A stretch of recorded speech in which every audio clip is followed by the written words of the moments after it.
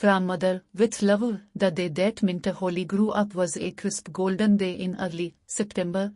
Afterwards she was to remember everything about that day with poignant clarity. She remembered the slapping the waves made, the pungent smell of the logs burning, even the gulls that soared and swooped overhead, but most of all she remembered her father's face when he told her. It began like any other Saturdays, with Minta lying in at an extra hour. Breakfast was always lazy and unhurried on Saturday mornings, the three of them in the breakfast room, Minta's father engrossed in his paper, her mother flying around in a gaily-collared housecoat mixing waffles and frying bacon, Minta setting the table. They tucked, the casual happy tuck of people who love each other and don't have to make conversation about neighborhood doings, about items in the paper, about the clothes Minta would need when she went away to school in a couple of weeks. It was after the dishes were finished that Minta's father asked her if she would like to go down to the beach for a little while. Low tide, he said. Might get a few clams. Minta nodded agreement, but her mother made a little face. Horrors, a clam for another week. Sure you wouldn't like to go, Mary? Minta's father asked. The salt air might help your headache. No, you two run along. I'll curl up with an apple and a television program. She yawned and stretched, looking almost as young as Minta. Minta ran upstairs and got into her heavy shoes and jeans. Shall I call Sally and ask her if she wants to go? She yelled, leaning far over the banister. Let's just go by ourselves this time, her father answered rather shortly. He was silent as they drove toward the beach, but it wasn't the companionable silence that Minta had come to expect from him. There was something grim about it. He's going to talk to me about school, Minta told herself. He's going to try to talk me out of it again. It was funny the way her father had acted when she announced her intention of going to Maryhill this term. It had always been such an accepted thing. Her mother had graduated from, and it followed that Minta should be enrolled there as a matter of course. Last year was different. With mother just recovering from that operation, it was natural that he should expect Minta to stay home. She had even wanted to stay, but now going to Maryhill was something special. She would live in a dormitory and be part of all the campus fun. It wasn't as if Maryhill were clear across the country either. She'd probably be getting home every month or so, and there were the Christmas holidays, and then spring vacation. Minta's chin was lifted in a stubborn line as her father parked the car and went around to get the shovels and peel from the trunk.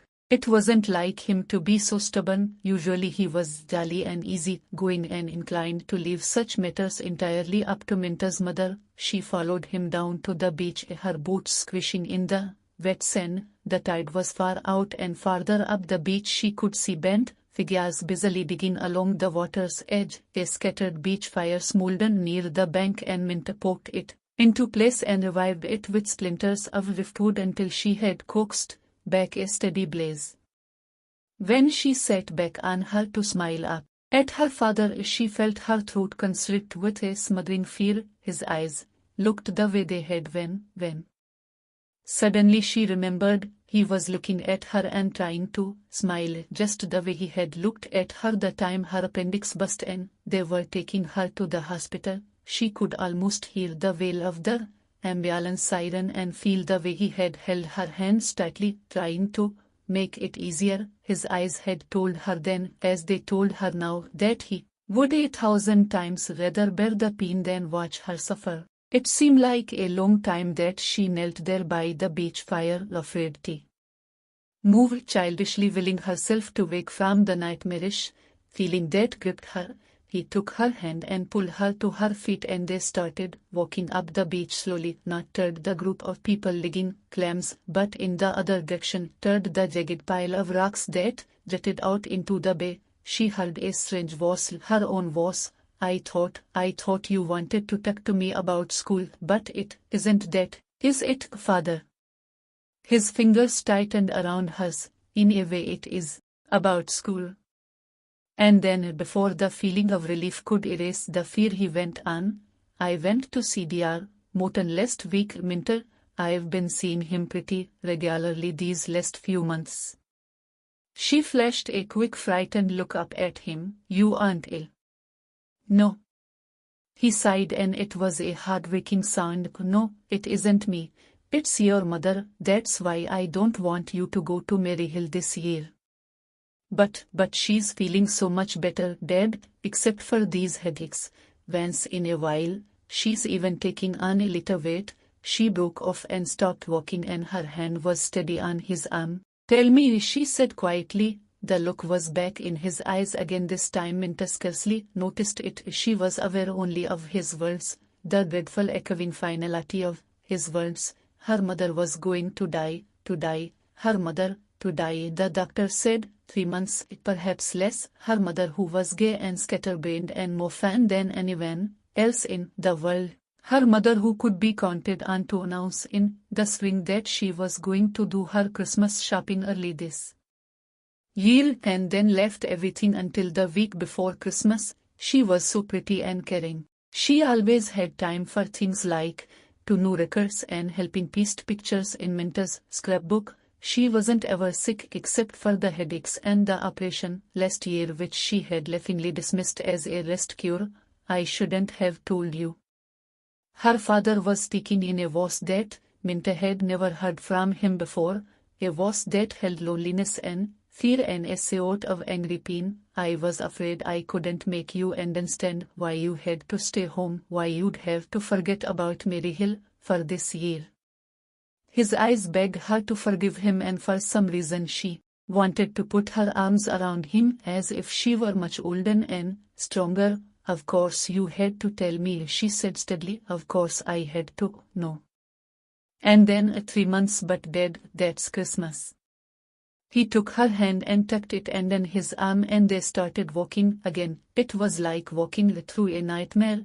The steady of the wet sand and the little hollows their feet made filling up almost as soon as they passed. He tucked quietly, explaining, telling her everything the doctor had said, and Minta listened without tears, without comment. She watched his face as though it were the face of a stranger. She thought about 1,000 unrelated things. She remembered all the times they had gone swimming this past summer. Minta and her father loved to swim, but her mother had preferred to curl up on a beach blanket and watch them. You have the disposition of a Siamese cat, Minta had accused her mother laughingly. A cushion by the fire in the winter and a cushion in the sun in the summer, and a bowl of cream nearby. Her mother had agreed instantly. She was always about their teasing. It was like coming back from a long journey when her father stopped pecking and they turned back toward the car. So that's why I can't let you go away, Midge. Her father's voice was very low and he didn't seem to realize that he had called her by the babyish name she had discarded when she started to first grade. It isn't just your mother I'm thinking about, it's me. I need you. She looked at him quickly and her heart twisted with pity. He did need her. He would need her more than ever. In the car she sat very close to him. We didn't get the clams, she reminded him once, but he only nodded. Just before they reached home, he reached over and took her hand in a tight hurting grip. We can't tell her, Minter. The doctor left it up to me and I said not to tell her. We have to let her have this last little time, without that hanging over her. We have to go on as if everything were exactly the same. She nodded to show that she understood. After a moment she spoke past the ache in her throat. About school, I'll tell her that I decided to wait next year. It seemed impossible that life could go on exactly as before. The small private world people by the three of them was as snug and warm and happy as though no shadow had touched them. They watched television and argued about the programs. Minta's friends came and went and there was the usual round of parties and games. I really must get at my Christmas shopping, she mentioned the day she was wrapping candy for Halloween. Minta shook her head and sighed gustily. Her mother started this routine every spring and followed it up until after Thanksgiving, but she never actually got around to it until 2 or 3 days before Christmas. It was amazing that Minta could laugh and say, "Oh, you," the way she did year after year. It was a knife turning in her heart when her mother straightened up from the gay candies and brushed a shrill whisper her back from one flushed cheek. "Don't laugh," she said, pretending to be stern. "You know you're just exactly like me." It was a warming, though she was like her mother, inside, where it really mattered. She was like her mother, even though she had her father's dark eyes and straight black hair, even though she had his build and the firm chin of all the Hollies. She wanted to put her arm around her mother and hug her hard. She wanted to say, "I hope I am like you, I want to be." But instead she got up and stretched and wrinkled her nose. "Perish forbid," she said, "that I should be such a scatterbrain."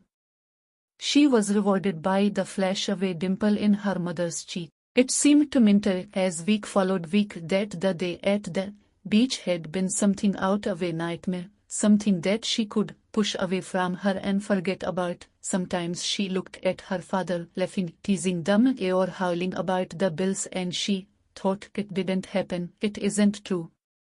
And then at night she would lie sleepless in her room, the pretty room that had been reconverted from her nursery. She watched the moonlight drift patterns across the yellow bedspread and the breeze below the curtains that her mother had made by hand, because that was the only way she could be sure of an absolute match. "Yellow is such a difficult color to match," she had explained around a mouthful of pins, and in the dark hours of the night Minta had known it wasn't a nightmare. It was true. One windy November day she hurried home from school and found her mother in the yard raking leaves. She wore a bright kerchief over her head and she had Minta's old polo coat belted around her. She looked young and gay and carefree, and her eyes were shining high. She waved the rake invitingly. "Change your clothes and come help. We'll have a smudge party in the alley." Minta stopped and leaned on the gate. She saw with a new awareness that there were dark circles in her mother's eyes and that the flags of color in her cheeks were too bright, but she managed it. I wish you could see yourself, Mom. For 2 cents I'd get my camera and take a picture of you." She ran into the house and got her camera and they took a whole roll of pictures. "Good," her mother said complacently. "Now we can show them to your father the next time he accuses me of being a..." They piled the leaves into a huge damp stack with the help of half a dozen neighborhood children. It wouldn't burn properly but gave out with clouds of thick black Vanden flea pungent smoke. Her mother was tired that night. She lay on the davenport and made out her Christmas card list while Minta and her father watched the wrestling matches. It was like 1,000 other such evenings, but in some unaccountable way it was different, because it's the last time, Minta told herself, the last time we'll ever rake the leaves and make a bonfire in the alley, the last time I'll snap a picture of her with her arms around the Kelly kids, the last time.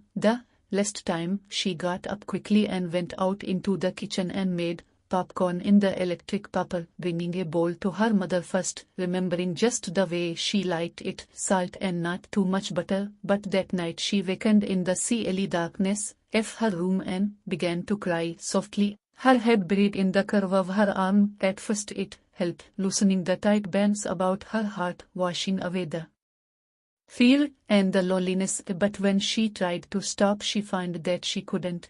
Great racking sobs shook her until she could no longer smother them against her pillow, and then the light was on and her mother was there, bending over her, her face concerned, her voice soothing. "Darling, what is it? Wake up, baby, you're having a bad dream." No, that isn't a," Minta choked. It's true.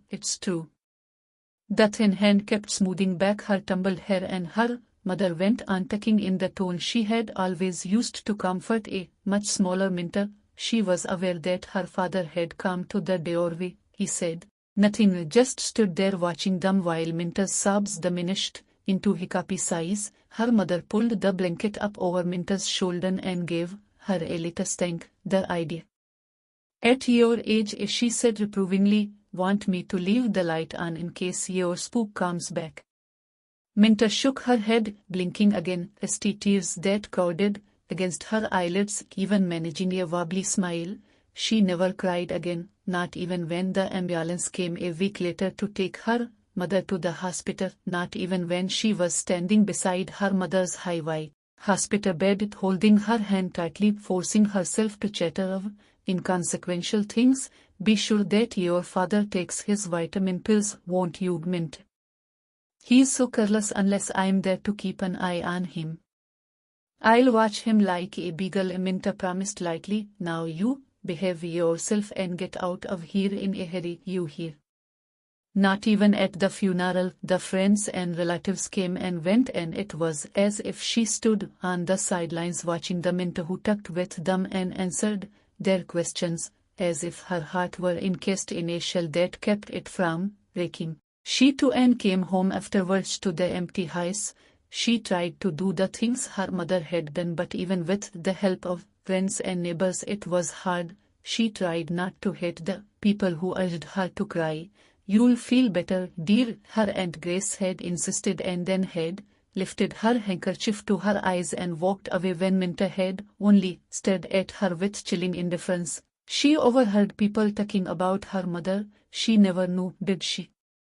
they asked, and always Minta's father answered, "No, she never knew, even at the very last when she was waiting for the ambulance to come. She looked around the bedroom and said, 'I must get these curtains done up before Christmas.'" Minta knew that her father was worried about her and she was sorry, but it was as if there were a wall between them, a wall that she was too tired to surmount. One night he came to the door of her room where she was studying. "I wonder if you'd like to go through those clothes before your Aunt Grace takes them to the church bazaar," he began haltingly, and then when she looked up at him, not understanding, he went on gently, "Your mother's clothes, we thought someone might as well get some good out of them." She stood up and closed the book and went past him without another word, but she closed the door behind her when she went into her mother's room. There were some suit boxes by the closet door, and Minta vaguely remembered that the women from the bazaar committee had called several times. Her hands felt slightly unsteady as she pulled open the top dresser drawer and looked down at the stacks of clean handkerchiefs, the stockings in their quilted satin CAC, the gloves folded into tissue wrappings. "I can't do it," she told herself, but she got a box and started putting the things into it, trying not to look at them, trying to forget how delighted her mother had been with the pilgrim slip, trying not to remember whence she hesitated and almost lifted a soft wool sweater from the pile that was growing in the suit box. She had borrowed it so often that her mother used to complain that she felt like a criminal every time she borrowed it back again. She didn't mean it though. She loved having Minta borrow her things. Minta put the sweater with the other things and closed the box. Now the things in the closet. Opening the door was almost like feeling her mother in the room beside her. A faint perfume clung to most of her garments: the house coat, the woolly robe, the tan polo coat, the scarlet jacket, her new blue wool with the peg-top skirt. Minta started folding the things with almost frantic haste, stuffing them into boxes, cramming the lids on, and then starting on another box. At the very back of the closet were the 2 pieces of matched luggage that had been her mother's last birthday gift from her father. They were heavy when she tried to move them, too heavy. She brought them out into the room and put them side by side on her mother's bed. Her breath caught in her throat when she opened them. Dozens and dozens of boxes, all tied with bright red ribbon, the gift tags written out in her mother's careful script. Gaily colored Christmas stickers, the sprigs of holly to Minta from Mother and Dad, to Grace from Mary, to John from Mary, to the Kelly gremlins from Aunt Mary, to Uncle Art from the Holy Family. "So you knew," Minta whispered the words. "You knew all the time." She looked down in surprise as a hot tear dropped on her hand and she dashed it away almost impatiently. She picked up another package and read the tag, "To Minta from Mother, with love." Without opening it, she knew that it was a picture frame, and she remembered the way she had teased her mother to have a good Photograph taken, the only one I have of you looks like a fugitive from a chain gang. She had pointed out. I can't very well go away to school next year with that. She put the package back in the suitcase with all the others and carried the cases back into the closet. Poor Dad, she thought. She never knew. She could hear him saying, not even at the AST. Minter opened the box beside the bed and took out the setter and the peel green slip. You know perfectly well that you're just exactly like me, she remembered her mother saying. She brushed the tears away and went down the stairs and out into the cheerless living room. I'd like to keep these things, Dad, she said in her most fat voice, and she showed him the sweater and slip. The slip is a little big, but I'll grow into it. It looks like her, I think. She went around the room, snapping on the lamps, turning on the television that had been silent for so long. She was aware that his eyes followed her, that he could hardly avoid noticing the tear stains on her cheeks. I think I'll have an apple, she said. Want one? He nodded. Sure, bring me one as long as you're making the trip. It was natural. It was almost like old time, except that the blue chair by the fireplace was vacant. She went out into the kitchen hurriedly. I'll tell him that I pestered Mother to do her shopping early this year, she told herself as she got the apples from the refrigerator. I'll tell him that tea was my idea about the photographs. She wanted him to believe that she didn't know. The vitamin pills were pushed back on a shelf. She took them out of the refrigerator and put them on the windowsill where she would be sure to see them in the morning. When she came back into the living room, she noticed that a light in a Christmas wreath was winking on and off in the Kelly's window across the street. I guess we should start thinking about Christmas, Dad. She tossed an apple as she spoke and he caught it deftly. She hesitated for just a moment and then walked over and sat down in the blue chair by the fire, as if she belonged there, and looked across at her father and smiled.